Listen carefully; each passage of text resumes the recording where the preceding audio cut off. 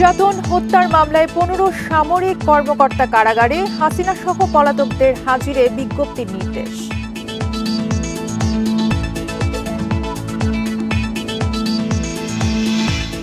অভিযুক্ত সেনা কর্মকর্তাদের কারাগারে পাঠানোয় সন্তুষ্ট গুমের ভুক্তভোগীরা, পলাতকদের দ্রুত গ্রেফতার করার দাবি।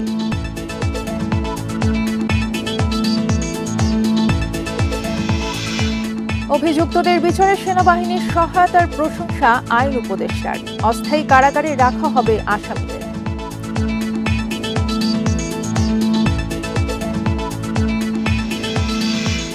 নির্বাচনের সময় চাপের কাছে নথি স্বীকার না করার আহ্বান সিইসি, অনিয়ম রোধের সমন্বয় নিশ্চিত করার দাবি।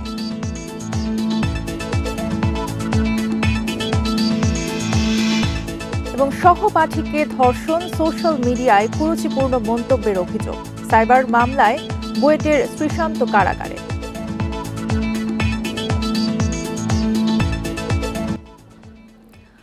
আওয়ামী লীগ আমলে গুম, নির্যাতন এবং জুলাই হত্যাকাণ্ডের অভিযোগে 15 সামরিক কর্মকর্তাকে কারাগারে পাঠিয়েছে ট্রাইব্যুনাল।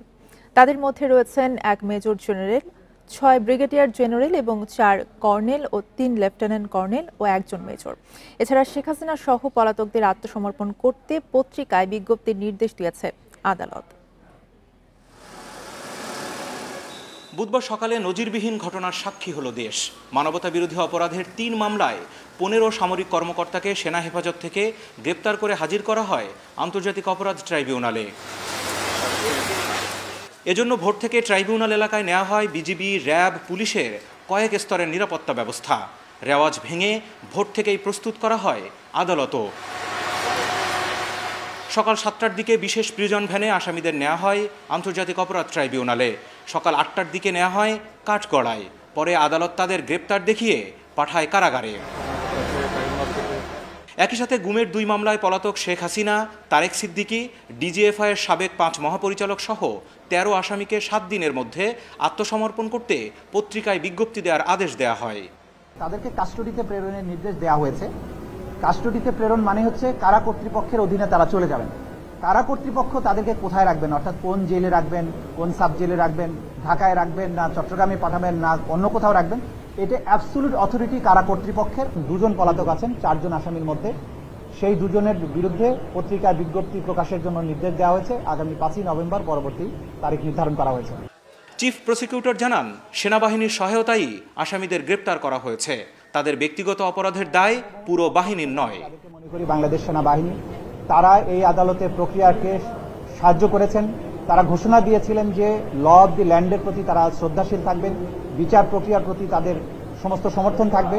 তারা সেই সমর্থন আমাদেরকে দিয়েছেন, আইন শৃঙ্খলা রক্ষাকারী বাহিনীকে দিয়েছেন। দেশপ্রেমিক সেনাবাহিনীর ব্যাপারে যে সমস্ত অপপ্রচার যারা করেন তাদেরকে আমরা বলবো অপপ্রচার করবেন না। সংশোধিত আইন অনুযায়ী অভিযুক্ত সামরিক কর্মকর্তারা চাকরিতে থাকতে পারবেন না বলে জানায় প্রসিকিউশন। তবে তাদের আইনজীবীরা জানান ভিন্ন কথা। যে অফেন্স যখন কমিশন করেছে তখন সেই সময় বিদ্যমান আইনে শাস্তি দিতে হবে। ন্যায্যতার জন্য 5ই আগস্ট ঘটেছে, বিপ্লব ঘটেছে। সো আপনি বিচার শেষ হওয়ার আগে আপনি তাকে শাস্তি দিতে পারবেন না। সো এইটা অত্যন্ত একটা আমি বলবো যে খারাপ অ্যামেন্ডমেন্ট হয়েছে। আমি মনে করি সরকারের উচিত এইটাকে রিপিল করা, অথবা it will be challenged in high court. আদালতের কার্যক্রম শেষে 15 সামরিক কর্মকর্তাকে ঢাকা সেনানিবাসের অস্থায়ী কারাগারে নেওয়া হয়েছে। Zahidul Bashar, Independent News, Dhaka. এ বিষয়ে আরো জানাতে ট্রাইব্যুনাল চত্বর থেকে যোগ দিচ্ছেন সহকর্মী জাহিদুল বাশার। জাহিদুল বাশার, সেনা কর্মকর্তাদের বিষয়ে আদালত কি পর্যবেক্ষণ দিয়েছে এবং এই মামলার পরবর্তী কার্যক্রম কি?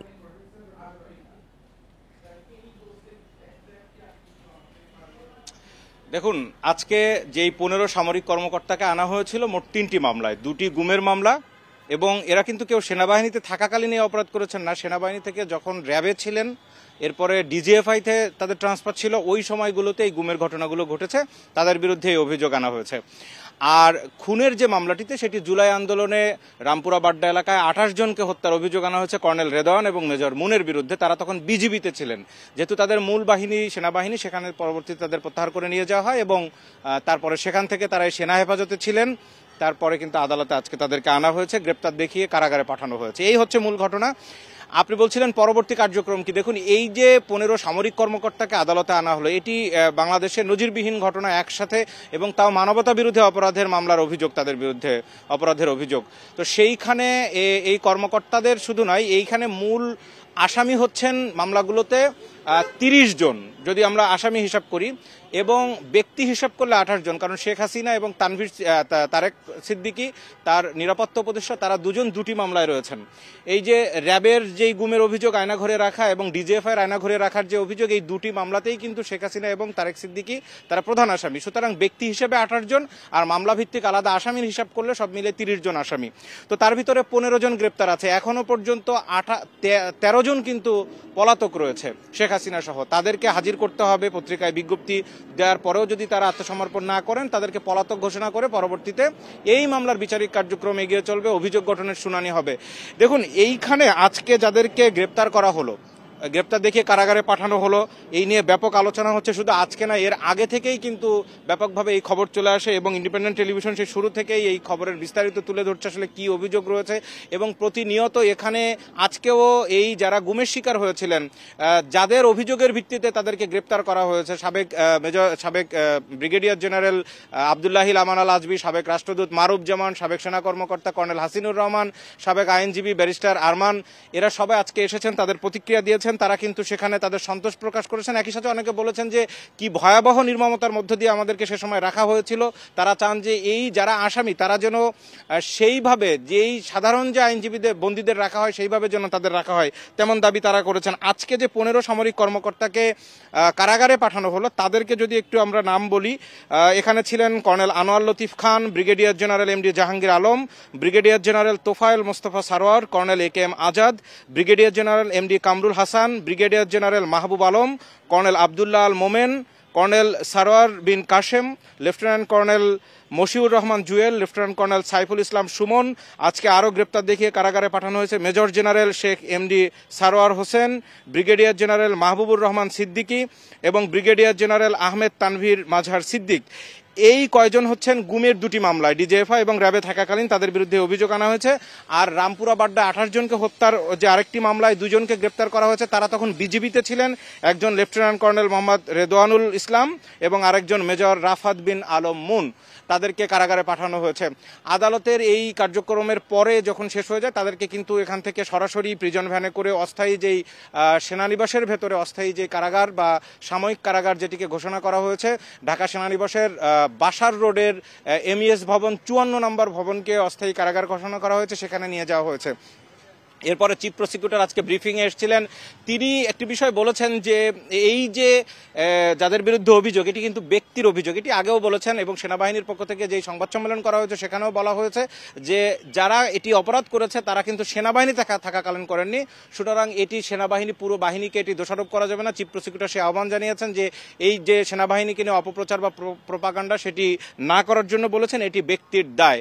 তো সব মিলিয়ে আজকে তাদেরকে কারাগারে পাঠানো হলো। আগামী 20 নভেম্বর এই মামলার পরবর্তী দিন রয়েছে। সেদিন পত্রিকায় বিজ্ঞপ্তি দেওয়ার পরেও যারা হাজির হবেন না, সেই বিষয়ের পরবর্তী রিপোর্ট দিতে হবে। সেদিন কিন্তু আবার এই সামরিক কর্মকর্তাদের 15 জনকে এই কারাগারে আনতে হবে। এর মধ্যে 2 জনের যেই খুনের মামলাটি রয়েছে বা জুলাই হত্যাযজ্ঞের, তাদেরকে 5 নভেম্বর আনতে হবে। বাকি যেই 13 জন রয়েছেন তাদেরকে 20 নভেম্বর পরবর্তী মামলার শুনানি। জি, ধন্যবাদ। জাহিদুল বাশার জানাচ্ছিলেন ট্রাইব্যুনাল চত্বর থেকে। গুম খুনের মামলায় অভিযুক্ত 15 সেনা কর্মকর্তাকে ট্রাইব্যুনালে হাজির এবং কারাগারে পাঠানোয় সন্তোষ জানিয়েছেন গুমের শিকার ব্যক্তিরা। সেই সাথে মামলার আসামি পলাতক সেনা কর্মকর্তাদের দ্রুত গ্রেফতারের দাবি জানিয়েছেন তারা। বুধবার আন্তর্জাতিক অপরাধ ট্রাইব্যুনালের সেনা কর্মকর্তাদের বিরুদ্ধে গুম খুনের 3 মামলায় শুনানি শেষে সাংবাদিকদের এসব কথা বলেন তারা। 2009 সালে আওয়ামী লীগ ক্ষমতায় আসার পর থেকে 17 বছরে গুম খুনের শিকার হয়েছেন অসংখ্য ব্যক্তি। ক্ষমতাসীনদের মতের বাইরে গেলেই গুম করা হয় রাজনৈতিক দলের নেতাকর্মী থেকে শুরু করে নানা শ্রেণী পেশার মানুষকে। বছরের পর বছর নির্জন বদ্ধ ঘরে আটকে রেখে চালানো হয় নির্মম নির্যাতন। তাদের অনেকেরই আর খোঁজ মেলেনি। জুলাই অভ্যুত্থানে 5 আগস্ট শেখ হাসিনা সরকারের পতনের পর একে একে ছাড়া পান বিভিন্ন বাহিনীর হাতে গুমের শিকার আইনজীবী, সেনা কর্মকর্তা সহ ব্যক্তিরা। আন্তর্জাতিক অপরাধ ট্রাইব্যুনালে গুম খুনের ৩ মামলায় বুধবার সেনা কর্মকর্তাদের শুনানির দিন উপস্থিত ছিলেন অনেক ভুক্তভোগী। সেনা অফিসারদের আইন অনুযায়ী সর্বোচ্চ শাস্তির দাবি জানান তারা। পররাষ্ট্র মন্ত্রণালয় থেকে আমাকে 16 মাস গুম করে রাখা হয়। আমাকে যখন গুম করে রাখা হয় জয়েন্ট ইন্টারোগেশন সেল, যেটা আপনার কোড নেম হলো আয়নাগর, তার আগের নাম ছিল ব্ল্যাক হোল। আমাদের উপর যে কি অন্যায় করা হয়েছে তা আমাদের মুখে কেউ বলতে পারবে না। একদিন যদি কেউ এখানে রাখা হয় তাহলে বুঝবেন যে তার কি অবস্থা হয়। মাননীয় আদালত তাদের সমস্ত বক্তব্য শুনে যেন তাদের সুবিচার করেন, সেটাই আমি চাইবো। আমি চাই না তাদের অবিচার হোক। যে যতটুকু করেছে তার যতটুকু পাওনা সে যেন পেয়ে যায়। ক্যান্টনমেন্টের ভিতরে যে অবস্থা সাব জেল, সেখানে জেল কোড ফলো হচ্ছে কিনা, যাদেরকে আটক রাখা হয়েছে তারা কি কোনোভাবে সেনা সদস্য সার্ভিং সেনা সদস্যদের যোগাযোগ করছে কিনা, এটি নিশ্চিত করা খুবই জরুরি। গুম খুনের মামলায় পলাতক আসামিদের গ্রেপ্তারে ইন্টারপোলে নোটিশ জারির দাবি জানান গুমের শিকার ব্যক্তিরা। এই আয়নাঘর আছে, এটা প্রকাশ করে 22 সালে। কেউ কোনো কথা বলেন নাই, কোনো জেনারেলও কথা বলেন নাই। উচিত ছিল। আজকে আমরা বিচার পাচ্ছি, আল্লাহ কাছে, মহান আল্লাহ কাছে শুকরিয়া। কাউকে গুম করা হয় নাই সামরিক অভ্যুত্থানের অজুহাতে, এখানে কাউকে গুম করা হয় নাই গৃহযুদ্ধের আবহে, এখানে গুম করা হয়েছে সম্পূর্ণ রাজনৈতিক উদ্দেশ্য হাসিলের জন্য। গুম খুন সহ মানবতা বিরোধী অপরাধের পৃথক ৩ মামলায় সাবেক ও বর্তমান ২৫ সেনা কর্মকর্তা সহ মোট ৩২ জনকে আসামি করা হয়েছে। তাদের মধ্যে ১৫ সেনা কর্মকর্তা বর্তমানে সেনানিবাসের সাময়িক কারাগারে আছেন। মাহমুদ শরীফ, ইন্ডিপেন্ডেন্ট নিউজ, ঢাকা।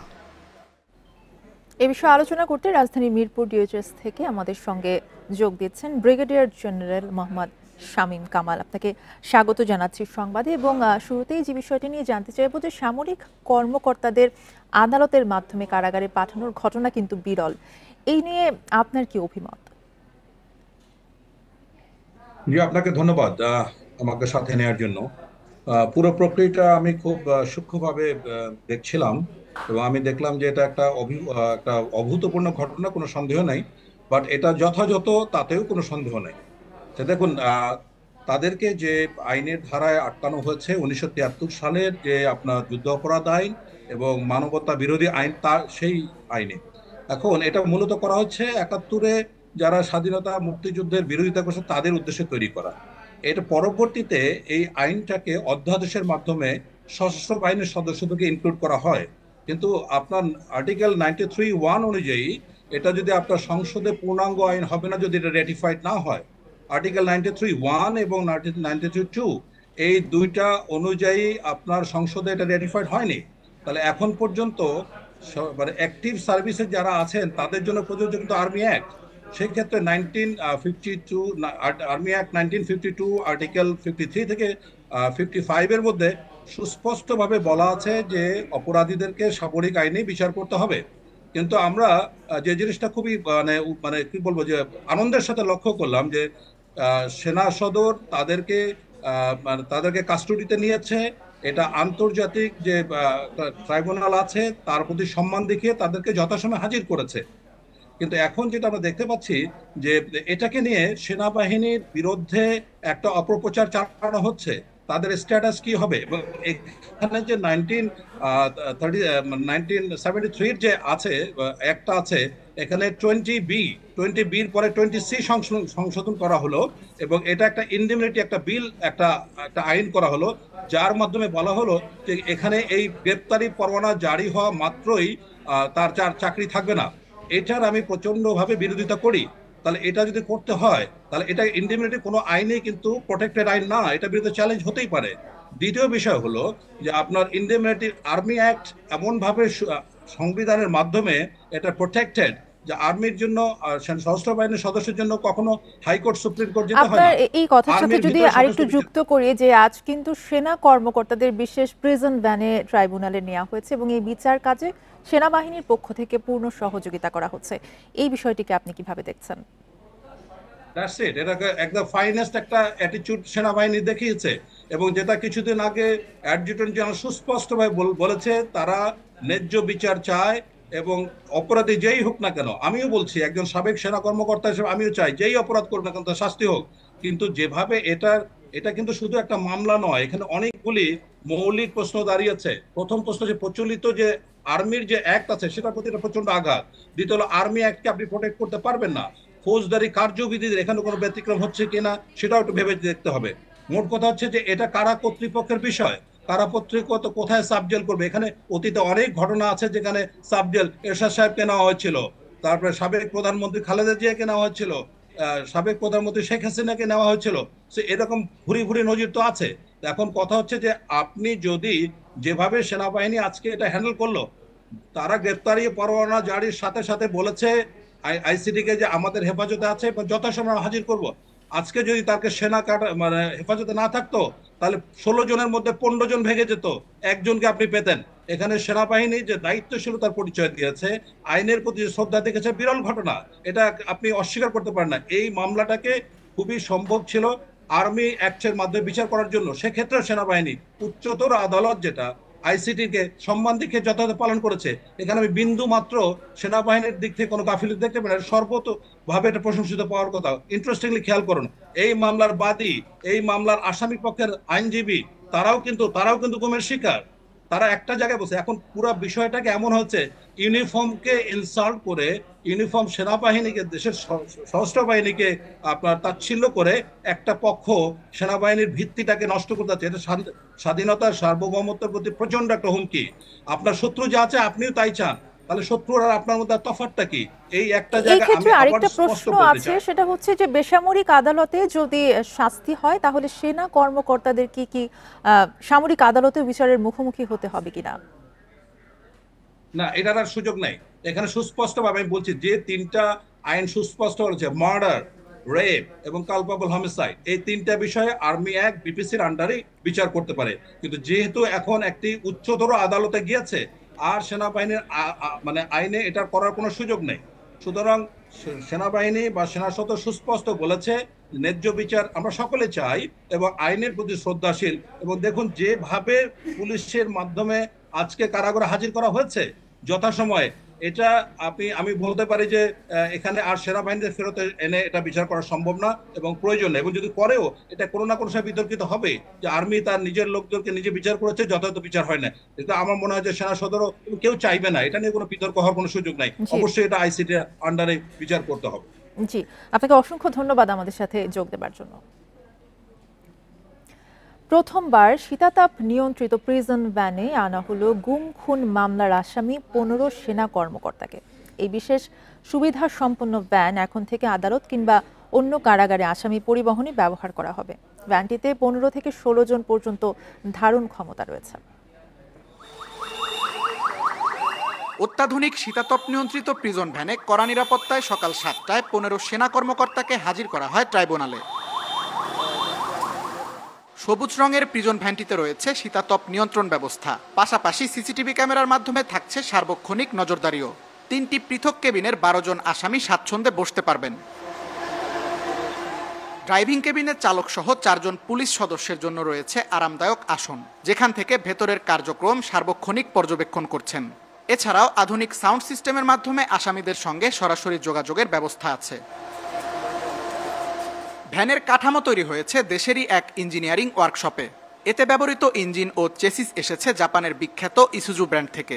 প্রয়োজনীয় যন্ত্রাংশ আমদানি করা হলেও মূল নকশা, সংযোজন ও প্রযুক্তিগত বাস্তবায়ন সম্পূর্ণ দেশীয় পর্যায়েই করা হয়েছে। আসামি পরিবহনে এ ধরনের উন্নত মানের ভ্যান সংযোজন বাংলাদেশের আইন শৃঙ্খলা বাহিনীর আধুনিকায়নে এক বড় অগ্রগতি। শীতাতপ নিয়ন্ত্রিত এসব প্রিজন ভ্যান একই সঙ্গে নিশ্চিত করবে নিরাপত্তা, স্বাচ্ছন্দ্য ও দক্ষতা, এমনটাই মনে করেন সংশ্লিষ্টরা। Tanvir Ahmed, independent News, Dhaka. আন্তর্জাতিক অপরাধ ট্রাইব্যুনালের বিচার কাজে সেনাবাহিনীর সহযোগিতার প্রশংসা করেছেন আইন উপদেষ্টা আসিফ নজরুল। বলেন, আইনের শাসনের প্রতি সেনাবাহিনী যে শ্রদ্ধাবোধ দেখিয়েছে তা ইতিবাচক। দুপুরে সচিবালয় সাংবাদিকদের এসব কথা বলেন আসিফ নজরুল। আজকে আপনার আমাদের ইন্টারন্যাশনাল ক্রিমিনাল কোর্টে বিচার প্রক্রিয়ার প্রতি শ্রদ্ধাবোধ দেখিয়ে সেনা সদস্যরা যেভাবে ওনারা এসেছে বা যেভাবে ওনাদের নিয়ে আসা হয়েছে, এখানে আপনার সেনা প্রশাসন বা সেনাবাহিনীর ঊর্ধ্বতন কর্মকর্তারা, সেনাবাহিনীর প্রধান, ওনারা যেভাবে সহযোগিতা করেছেন এটা অত্যন্ত প্রশংসার দাবিদার। এবং তারা আইনের শাসনের প্রতি যেই শ্রদ্ধাবোধ দেখিয়েছেন এটা আমরা খুব পজিটিভলি দেখছি। আর সাব জেলে কেন রাখা হয়েছে বা ওনারা কোথায় রাখা হবে এটা সম্পূর্ণভাবে স্বরাষ্ট্র মন্ত্রণালয়ের দায়িত্বভুক্ত বিষয়। আপনারা দেখছেন বিরতিহীন সংবাদ দুপুর। সংবাদে আরো যা থাকছে। শাহজালাল বিমানবন্দরে আগুনে পোড়া পণ্যের শুল্ক ফেরত দেবে এনবিআর, ক্ষতিপূরণ দেবে দায়িত্বপ্রাপ্ত সংস্থা।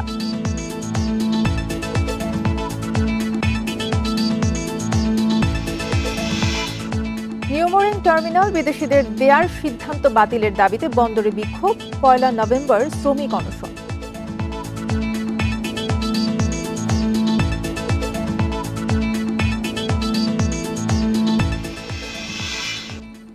সহপাঠীকে ধর্ষণ ও নারীদের নিয়ে সামাজিক মাধ্যমে কুরুচিকর মন্তব্যের অভিযোগ বুয়েট শিক্ষার্থী শ্রীশান্ত রায়কে কারাগারে পাঠিয়েছে আদালত। সকালে সাইবার সুরক্ষা অধ্যাদেশের মামলায় আদালতে তোলা হলে এই আদেশ দেওয়া হয়।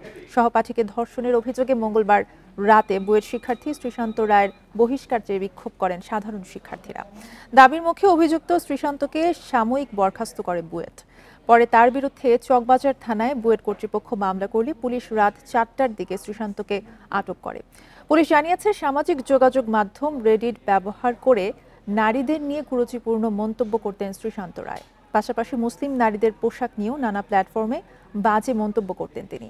স্ক্রিনশটগুলো যাচাই করা হচ্ছে জানিয়ে পুলিশ বলছে, শ্রীশান্তর বিরুদ্ধে সকল অভিযোগ খতিয়ে দেখা হচ্ছে। তদন্ত করে দ্রুতই আদালতে প্রতিবেদন জমা দেওয়া হবে। আজকে সকালে তার বিরুদ্ধে বুয়েট কর্তৃপক্ষ বাদী হয়ে একটা নিয়মিত মামলা রুজু করেছে। আমরা তাকে সেই মামলায় গ্রেফতার দেখিয়ে বিজ্ঞ আদালতে উপস্থাপন করি এবং তাকে সেখান থেকে জেল হাজতে প্রেরণ করা হয়েছে। এই ঘটনাটি আমরা খুব গুরুত্ব দিয়ে তদন্ত করছি। এ নিয়ে আরো জানাতে বার্তা কক্ষ থেকে যোগ দিচ্ছেন সহকর্মী বনি ইবনে কামাল। বনি, সহপাঠীকে ধর্ষণের অভিযোগ উঠলেও শ্রীশান্তের বিরুদ্ধে ধর্ষণ মামলা হয়নি এবং হয়েছে সাইবার সুরক্ষা আইনে মামলা, এটা কেন? এখানে 3টি ফ্যাক্টর কাজ করেছে। প্রথম ফ্যাক্টর হচ্ছে, যেই সামাজিক যোগাযোগ মাধ্যম তিনি ব্যবহার করতেন রেডইট, সেই রেডইটে তিনি যে পোস্টগুলো দিয়েছেন সেই পোস্টগুলোর মধ্যে একটি জায়গায় তিনি মেনশন করেছেন যে কোনো একটি অনুষ্ঠানের সময় তারই একজন সহপাঠীকে তিনি নেশাগ্রস্ত করে ধর্ষণ করেছেন। দ্বিতীয় জায়গায় আমরা দেখতে পাচ্ছি যে তিনি নারীদের পোশাক নিয়ে, বিশেষ করে মুসলিম নারীদের পোশাক নিয়ে বিভিন্ন ধরনের বাজে পোস্ট বা বাজে মন্তব্য সেগুলো কিন্তু করেছেন। তৃতীয় জায়গায় আমরা দেখতে পাচ্ছি মুসলিম ধর্ম নিয়ে বিভিন্ন ধরনের পোস্ট তার মধ্যে রয়েছে।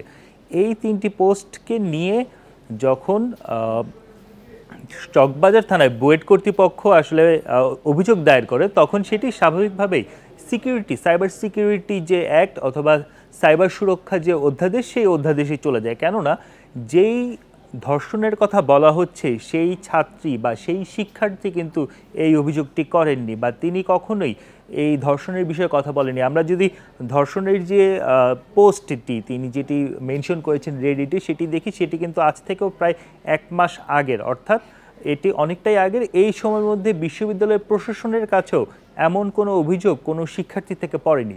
সেই ক্ষেত্রে এটি আসলে সরাসরি ধর্ষণ মামলা হওয়ার সুযোগ নেই বা মামলা করতে পারে না প্রশাসন। যিনি ভিকটিম তিনি যদি মামলা করতেন সেটি তাহলে ধর্ষণ মামলা হতো। সেই ক্ষেত্রে তার সাইবার সিকিউরিটি বা সাইবার স্পেসে তার যেই অ্যাক্টিভিটিস, তার যেই কার্যক্রম, তার যে মন্তব্য পোস্ট, সেগুলোর উপর ভিত্তি করে এজাহার করা হয় এবং তার প্রেক্ষিতেই এটি সাইবার সুরক্ষা অধ্যাদেশ যেটি, সেই অধ্যাদেশের অধীনে মামলাটি হয়। এবং আমরা এখন পর্যন্ত যতটুকু জানতে পেরেছি এবং এই যে মামলাটি, সেই মামলাটির এজাহারনামাও হচ্ছে বুয়েটের সিকিউরিটি অফিসার আফগান হোসেন, তার যেই মন্তব্য বা তার সঙ্গে বা বুয়েটের শিক্ষকদের সঙ্গে কথা বলে আমরা যতটুকু জানতে পেরেছি, দীর্ঘদিন ধরেই এই যে রেডিটের যে আইডিটি আসলে এই হলের একজন শিক্ষার্থীর এমন একটি অভিযোগ ছিল যে জিনিসটি আসলে বিভিন্ন প্রক্রিয়ার মাধ্যমে তারা যাচাই করছিলেন। যাচাই করার পর সেটি যখন নিশ্চিত হওয়া যায় গতকালকে, তারপরে কিন্তু আসলে এই ধর্ষণ বিরোধী যে আন্দোলন, সেই আন্দোলনে উত্তাল হয়ে ওঠে বুয়েট ক্যাম্পাস। কিন্তু যে পোস্টগুলোর কথা বলছেন এবং যে সামাজিক যোগাযোগ মাধ্যমে কুরুচিপূর্ণ মন্তব্যের অভিযোগ যে করা হয়েছে, সেগুলোর বিরুদ্ধে পুলিশ কোনো তদন্ত কি শুরু করেছে? আমরা যখন পুলিশের সঙ্গে কথা বলছিলাম, পুলিশ বলছে যে এখন পর্যন্ত যেই তথ্যগুলো বা যে স্ক্রিনশটগুলো অথবা এজাহারের সময় যে লিঙ্কগুলো দেওয়া হয়েছে সেগুলো তারা বিশ্লেষণ করছে এবং সেই আইডিটি কোন কোন আইপিতে ইউজ হয়েছে, সার্ভার কোনটা ইউজ হয়েছে, ওয়াইফাই কী ছিল, আইপি কী ছিল, সেই সব বিষয়গুলো আসলে ভেরিফাই করতে হবে। সেই ডেটাগুলো যখন ভেরিফাই করা সম্ভব হবে তখনই আসলে জানা যাবে যে আসলেই এই শ্রীশান্তই এই মন্তব্যগুলো করেছেন কিনা সেই কাজগুলো কিন্তু এখন পুলিশ শুরু করেছে এবং সেই কাজগুলো সম্পন্ন করার পর তারা আদালতে যে প্রতিবেদন সেই প্রতিবেদনটি জমা দিবে। জি, আপনাকে ধন্যবাদ যুক্ত হবার জন্য। নির্বাচনে দায়িত্ব পালনের সময় ম্যাজিস্ট্রেটদের কোনো চাপের কাছে নতি স্বীকার না করার আহ্বান জানিয়েছেন প্রধান নির্বাচন কমিশনার AMM নাসির উদ্দিন। সকালে রাজধানীর আগারগাঁওয়ে জাতীয় সংসদ নির্বাচনকে সামনে রেখে উপজেলা নির্বাহী কর্মকর্তাদের নির্বাচন ব্যবস্থাপনা সংক্রান্ত প্রশিক্ষণের উদ্বোধনী অনুষ্ঠানে তিনি কথা বলেন। সিইসি বলেন, নির্বাচন কমিশনও কোনো চাপের কাছে মাথা নত করবে না। আইন অনুযায়ী নির্দেশনা দেবে কমিশন। আইনের প্রতি শ্রদ্ধাশীল না থাকায় দেশের এই দুরবস্থা মন্তব্য করে তিনি বলেন, এই পরিস্থিতি থেকে উত্তরণে আইনের প্রতি শ্রদ্ধাশীল হয়ে কাজ করতে হবে। কর্মকর্তাদের দায়িত্বশীল হওয়ার আহ্বান জানিয়ে সিইসি বলেন, ভোটের বাক্স দখলের পর মাঠে গেলে হবে না। এছাড়া নির্বাচনে দায়িত্বপ্রাপ্তদের কেন্দ্র দখল সহ অনিয়মের বিরুদ্ধে ভূমিকা রাখা ও সমন্বয় নিশ্চিত করার আহ্বান জানান তিনি। কোনো চাপের কাছে নতি স্বীকার করবেন না এবং সম্পূর্ণভাবে নিজের সিদ্ধান্তে, আইন অনুযায়ী সিদ্ধান্তে অটল থাকবেন। আমাদের পক্ষ থেকে আমরা সার্বিক সহযোগিতা দেব এবং নির্বাচন কমিশনও কিন্তু কারো কোনো অন্যায় চাপের কাছে নতি স্বীকার করবে না। কারণ আমরা আপনাদেরকে অন্যায় কোনো আদেশ দিব না। 2014 সাল থেকে 3 দফায় বরিশালে ভোটার বেড়েছে 8 লাখের বেশি। তবে আওয়ামী লীগের নির্বাচনী প্রহসনে গত 1 যুগ ধরে ভোটাধিকার প্রয়োগের সুযোগ পায়নি ভোটাররা। আগামী নির্বাচনে এই তরুণদের ভোটই সবচেয়ে গুরুত্বপূর্ণ হবে বলছেন নেতারা। নতুন প্রজন্ম সন্ত্রাস ও দুর্নীতির বিরুদ্ধে ভোট দেবে আশা তাদের। আর তরুণরা বলছেন, প্রতীক নয়, যোগ্য প্রার্থীকেই ভোট দেবেন তারা। বরিশালের 6টি আসনে 2014, 2018 ও 2024 সালের নির্বাচনে মোট ভোটার বেড়েছে 8,12,304 জন। গত 1 যুগ ধরে ভোট দিতে না পারা এই তরুণ ভোটাররা আগামী নির্বাচনে বরিশালের 6টি আসনেই বড় ফ্যাক্টর হবেন বলছেন নেতারা। তরুণদের মন জয় করতে তাদের মূল্যায়ন করতে হবে প্রার্থীদের। ভোটের মাঠে তরুণ সমাজ সন্ত্রাস এবং দুর্নীতি মানুষকেই খোঁজে। তাদের একটা মনের আশা, প্রতিশোধ নেওয়ার আশা, যে তারা নির্বাচনে ভোট দেবে, যাকে ইচ্ছে তাকেই ভোট দেবে। তরুণরা বলছেন, আগামী নির্বাচনে সবার জন্য লেভেল প্লেইং ফিল্ড এবং ভোটের দিন নিরাপদ ও শান্তিপূর্ণ পরিবেশ চান তারা। প্রতীক নয়, যোগ্য প্রার্থীকে ভোট দিতে চান নতুন ভোটাররা। কেন্দ্রে যাইয়ে নিজে পছন্দের মানুষকে আমি ভোট দিব, সেই সুযোগ যিনি থাকে। ভোট কেন্দ্রে যেতে পারেনি, এমন ঘটনা ঘটেছে। আমরা শুনেছি যে মৃত মানুষ, তার ভোট দেয়া হয়ে গিয়েছে। তরুণ ভোটার সহ দেশি বিদেশি সব ভোটারদের উৎসাহিত করতে এবং সুষ্ঠু নির্বাচন নিশ্চিতে ভোটিং ব্যবস্থায় আমূল পরিবর্তন আনছে কমিশন, জানালেন নির্বাচনী কর্মকর্তা। এমনভাবে সিস্টেমটাকে ঢেলে সাজানো হয়েছে, আশা করা যায় বাংলাদেশ সহ প্রবাসে যারা নতুন ভোটার সহ যারা ভোট দানে ইচ্ছুক, তারা সহজ উপায়ে তারা এবার খুব উৎসাহ উদ্দীপনার মাধ্যমে তারা ভোট দিবেন। নির্বাচন কমিশনের তথ্যমতে বরিশালের 6টি আসনে মোট ভোটার 21,29,947 জন। Independent news. হযরত শাহজালাল আন্তর্জাতিক বিমানবন্দরের কার্গো ভিলেজে ভয়াবহ অগ্নিকাণ্ডে পুড়ে যাওয়া যেসব পণ্যের শুল্ক পরিশোধ করা হয়েছিল, আইন অনুযায়ী তা ফেরত দেওয়া হবে বলে জানিয়েছে জাতীয় রাজস্ব বোর্ড NBR। তবে পণ্যের ক্ষতিপূরণ দেবে না সংস্থাটি। পণ্য সংরক্ষণের দায়িত্বে থাকা সংস্থাকেই ক্ষতিপূরণ দিতে হবে বলে জানিয়েছে NBR। এর আগে ওষুধ শিল্প সমিতি জানায়, আগুনে দেশের শীর্ষ 45টি ওষুধ কোম্পানির প্রায় 200 কোটি টাকার কাঁচামাল পুড়ে গেছে। ভবিষ্যতে সম্ভাব্য সংকট এড়াতে সরকারের কাছে 14টি প্রস্তাব তুলে ধরে সংগঠনটি। এর মধ্যে রয়েছে আগুনে পুড়ে যাওয়া যেসব পণ্যের শুল্ক, ডিউটি ট্যাক্স ও ভ্যাট এরই মধ্যে দেওয়া হয়েছে তা ফেরত দেওয়ার ব্যবস্থা করা। এছাড়া পুড়ে যাওয়া পণ্যের LC বিষয়ক সব ব্যাংক চার্জ, সুদ মওকুফ করা।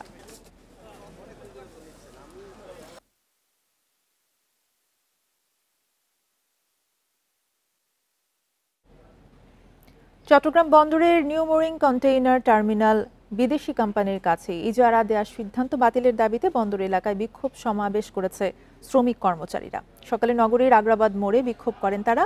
এ সময় নেতারা জানান, বন্দর নিয়ে দেশি বিদেশি ষড়যন্ত্র হচ্ছে। বন্দর লাভজনক প্রতিষ্ঠান, নিজেদের সক্ষমতা থাকার পরেও বিদেশিদের দেয়া হলে দেশের কোনো লাভ হবে না বলেও জানান তারা। শ্রমিক নেতারা আরও বলেন, বন্দর বিদেশিদের দিলে বহিঃশত্রুর হুমকির মুখে পড়বে। তাই ইজারা দেওয়ার সিদ্ধান্ত থেকে সরে আসতে সরকারকে অনুরোধ জানান তারা। না হলে বন্দর রক্ষায় কঠোর আন্দোলনে নামার ঘোষণাও দিয়েছেন তারা। আগামী 1 নভেম্বর শ্রমিক অনশনের ঘোষণা দেওয়া হয়। সমাবেশ শেষে বন্দর ভবন অভিমুখে মিছিল করেন আন্দোলনকারীরা। তবে কিছু দূর যাওয়ার পর পুলিশি বাধায় মিছিল শেষ করা হয়।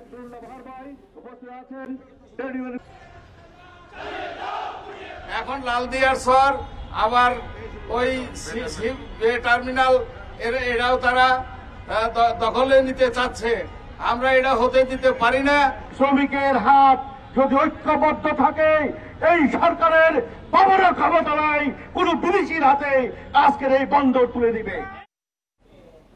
শিশু খাদ্য আমদানিতে 100% নগদ মার্জিন রাখার বাধ্যবাধকতা শিথিল করেছে বাংলাদেশ ব্যাংক। এখন থেকে ব্যাংক এবং গ্রাহকের পারস্পরিক সম্পর্কের ভিত্তিতে শিশু খাদ্য আমদানির ঋণপত্র বা এলসি মার্জিন নির্ধারণ হবে। মঙ্গলবার প্রজ্ঞাপন জারি করে এই নির্দেশনা দেয় কেন্দ্রীয় ব্যাংক। এর আগে বাণিজ্যিক ব্যাংকগুলোকে কিছু নির্দিষ্ট পণ্যের আমদানির ঋণপত্র বা এলসি খুলতে 100% নগদ মার্জিন বজায় রাখার নির্দেশ দেওয়া হয়েছিল। এসব পণ্যের মধ্যে ছিল অশস্য খাদ্যপণ্য, প্রক্রিয়াজাত খাদ্যদ্রব্য এবং পানীয়। তবে সম্প্রতি বাংলাদেশ ব্যাংকের নজরে আসে কিছু ব্যাংক আগের নির্দেশনার ভুল ব্যাখ্যা করে অপরিহার্য শিশু খাদ্যকেও 100% নগদ মার্জিনের আওতায় নিচ্ছে।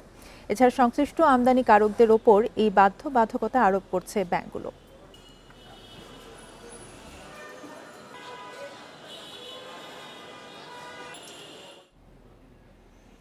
দেখছেন বিরতিহীন সংবাদ দুপুর। সংবাদে অন্যান্য খবরের সঙ্গে থাকছে। ভেনেজুয়েলাকে যুক্তরাষ্ট্রের হুমকি, জাতিসংঘ সনদের লঙ্ঘন, নৌকায় হামলা বিচার বহির্ভূত হত্যা বলছে জাতিসংঘ।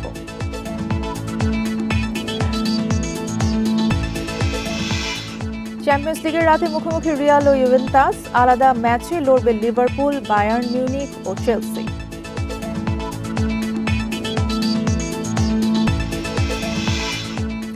পটুয়াখালীতে জুলাই শহীদের কন্যাকে ধর্ষণের মামলায় 3 আসামির 2 জনকে 13 বছর এবং আরেকজনকে 10 বছর বিনাশ্রম কারাদণ্ড দিয়েছেন আদালত। সকালে পটুয়াখালী নারী এবং শিশু নির্যাতন দমন ট্রাইব্যুনালের বিচারক নীলোফার শিরিন এই রায় ঘোষণা করেন।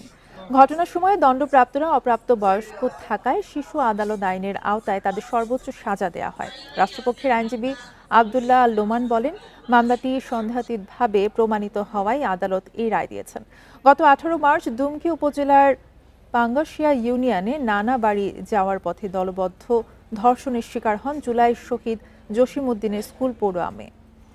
পরে তিনি নিজেই আসামিদের বিরুদ্ধে মামলা করেন। ধর্ষণের ঘটনায় মানসিকভাবে ভেঙে পড়ায় 26 এপ্রিল রাজধানীর শেখেরটেকে আত্মহত্যা করেন ভুক্তভোগী।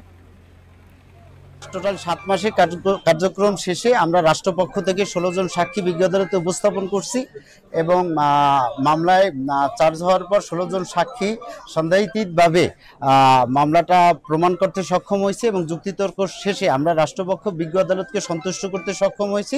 পরবর্তীতে আজকে রায় ঘোষণা হয়েছে। নিরাপদ সড়কের দাবি বহু বছরের। এর মাঝে সরকার এসেছে গেছে, তবে কেউই সেই নিরাপত্তা নিশ্চিত করতে পারেনি। অন্তত পরিসংখ্যান তাই বলছে। চলতি বছর এ পর্যন্ত দুর্ঘটনায় নিহত 5,000-এর বেশি মানুষ। আগের বছর ছিল 8,500। এসবের জন্য সমন্বয়হীনতাকে দুষছে বিভিন্ন সংগঠন। এমনকি বর্তমান সরকার পুরনো বাস তুলে নেয়ার ঘোষণা দিলেও বাস্তবায়ন চোখে পড়ছে না অনেকে। যে কোনো কাজেই সড়কে নামতে হয়, কিন্তু স্বজন বাড়ি ফিরবে সে নিশ্চয়তা কি আছে? বাস, ট্রাক, টেম্পু, মোটরসাইকেল, এমনকি অটোরিকশার ধাক্কায়ও প্রাণ যাচ্ছে মানুষের। সমীক্ষা বলছে চলতি বছর এ পর্যন্ত দুর্ঘটনা 5,171টি, মারা গেছেন 5,323 জন। 2024 সালে 6,359টি দুর্ঘটনায় প্রাণ যায় 8,523 জনের। 12 বছরে এই সংখ্যা 1,16,000-এর বেশি। নির্বাচিত সরকার রাজনৈতিক কারণে কঠোর পদক্ষেপ নেয় না বলে অভিযোগ অনেকের। তাই অন্তর্বর্তী সরকারে ভরসা ছিল। সড়ক শৃঙ্খলায় আনতে গত জুলাই থেকে ফিটনেসবিহীন গাড়ি বন্ধের ঘোষণাও দেওয়া হয়, তবে বাস্তবতা ভিন্ন। নিরাপদ সড়ক আন্দোলনকারীদের অভিযোগ, সরকার ও সংশ্লিষ্ট সংস্থাগুলোর সমন্বয়হীনতায় মৃত্যু কমছে না। সড়ক পরিবহনের যে অব্যবস্থাপনা এবং নৈরাজ্য, এটার প্রধান কারণ হলো রাজনৈতিক প্রভাব। রাজনৈতিক প্রভাব মুক্ত সড়ক পরিবহন ব্যবস্থা না করলে পারে পরিস্থিতির উন্নতির কোনো সম্ভাবনা নেই। বিআরটিএ বলছে ফিটনেসবিহীন গাড়ি একেবারে তুলে নিলে ভোগান্তি বাড়বে। 8টা জনে আমাদের 8 জন ম্যাজিস্ট্রেট সাথে এখন আমরা যুক্ত করেছি পরিবেশের ম্যাজিস্ট্রেট এবং পুলিশ। আমরা একসাথে এই কার্যক্রমগুলো চালাচ্ছি। খুব শীঘ্রই না হলেও এটার ফল আপনারা পাবেন। রাজধানীর সড়কে বিশৃঙ্খলা কমাতে বাস রুট রেশনালাইজেশনের প্রক্রিয়া শুরু হয় আওয়ামী লীগ আমলে, যা এখনও চলছে। চলতি মাসে আরও একটি রুট চালু হবে, তবে এটি কাজে আসছে কিনা তাই বড় প্রশ্ন। মালিক শ্রমিক সংগঠন ডিএমপি তাদের অর্গানাইজেশন এবং আমরা একত্রে মিলে আসলে রুটগুলোকে ফাইনালাইজেশনের দিকে যাচ্ছি এবং এটার জন্য প্রাথমিকভাবে আমরা এই প্রত্যেকের যে প্রস্তাবনাগুলো সেগুলো নিয়ে একসঙ্গে বসে আমরা একটা খসড়া তালিকা তৈরি করছি। দুর্ঘটনা রোধে সড়ক সংশ্লিষ্ট সব সংস্থাকে এক ছাতার নিচে নিয়ে আসার পরামর্শ যোগাযোগ বিশেষজ্ঞদের। আনোয়ার সাদাত নূর, ইন্ডিপেন্ডেন্ট নিউজ, ঢাকা। এই ছিল এখনকার সংবাদে। ইন্ডিপেন্ডেন্ট টেলিভিশনের সব খবর জানতে চোখ রাখুন ফেসবুক, ইউটিউব এবং এক্সে। ধন্যবাদ।